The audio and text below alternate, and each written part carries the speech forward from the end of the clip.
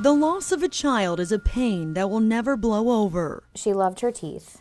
First of all, she always had those teeth stuck out. Stephanie Valenta can now only see her sweet Maisie smile through photographs. That smile, those eyes, those eyelashes.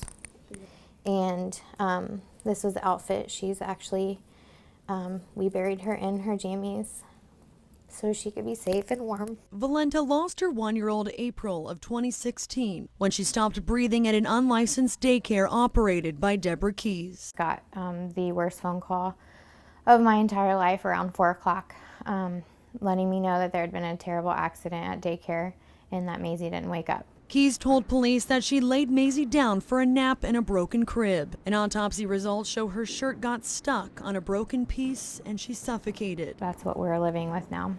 Valenta says she knew Keys' daycare was unlicensed. Didn't really know licensing versus not licensing and what licensing for her in our situation could have done. She now knows licensing could have saved her daughter's life. They would have checked her equipment. Her equipment would have been safe.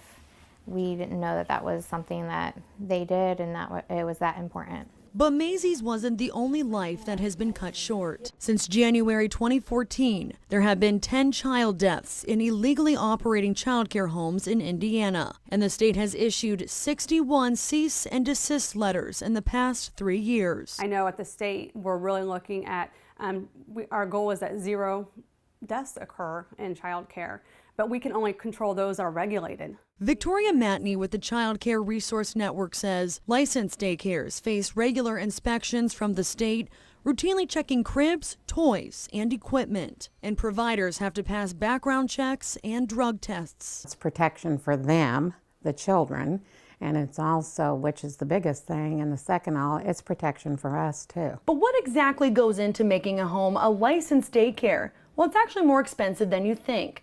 For example, you have to put these child locks in so kids don't get into dangerous places. And making sure all your smoke detectors are in proper working order.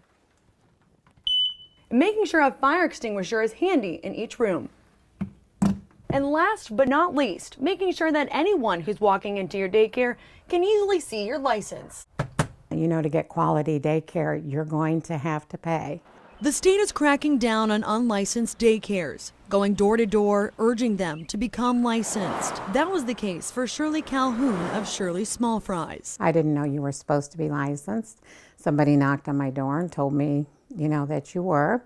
So I went about the process of getting it started. She's now been a licensed in-home daycare for the last 28 years. It's time consuming, but you know, when you realize what it's for, most people are willing to go through that.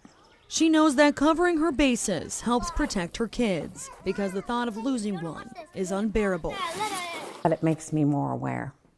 You know, it makes you more aware of, you know, what could happen, even though you're doing all the right things, that it could happen and a child could die in your presence, and that would be horrifying to me.